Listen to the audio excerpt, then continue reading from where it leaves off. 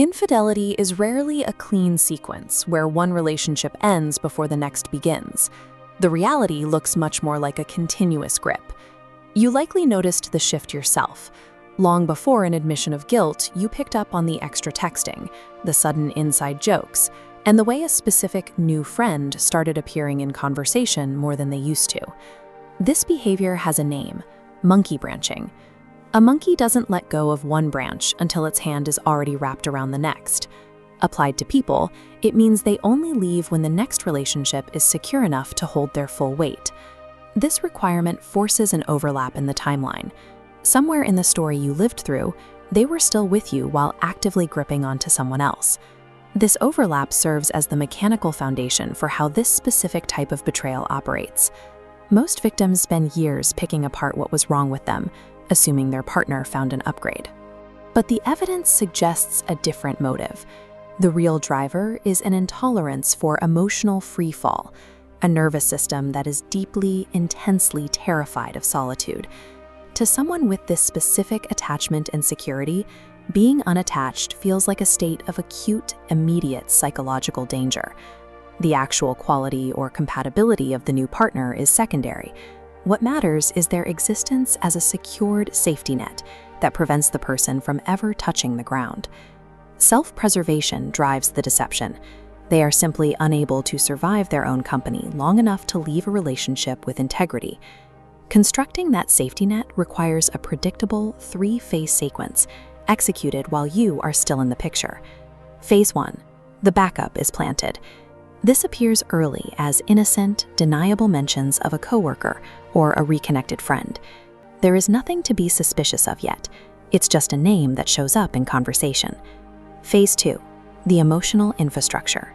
Conversations turn into late-night texting and deep intimacy.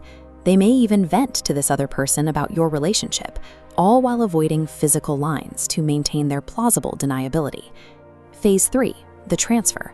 The breakup arrives suddenly, defined by vague, unspecific excuses like, "I just don't feel the same," or "I need space." The new relationship launches publicly within days of the breakup. This timing proves there was no period of mourning, only a transfer that was prepared months in advance. It's the same logic as a business partner building a rival firm using your resources before resigning.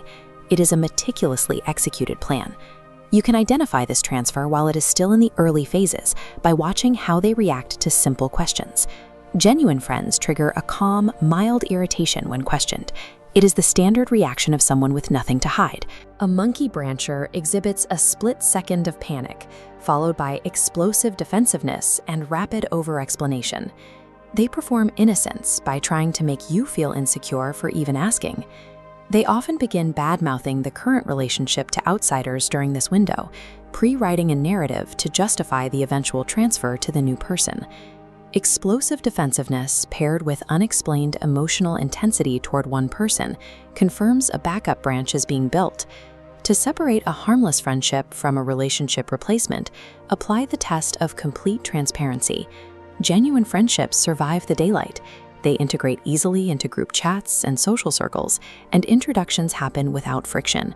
A backup branch relies on secrecy and compartmentalization to function. If it's brought into the light, the plausible deniability they need disappears.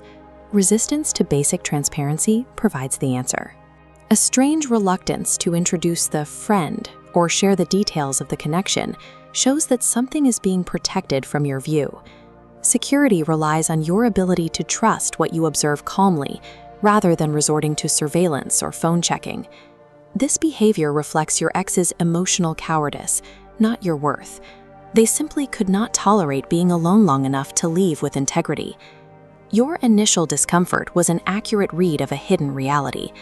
You weren't crazy, and you weren't insecure. You were observant. If a specific name or just a friend popped into your head while watching this, acknowledge that pattern in the comments. Next week, we'll deconstruct the manipulation tactics used once the brancher is finally caught, the strategies designed to make the victim look like the villain. You chose to look for the mechanical truth today.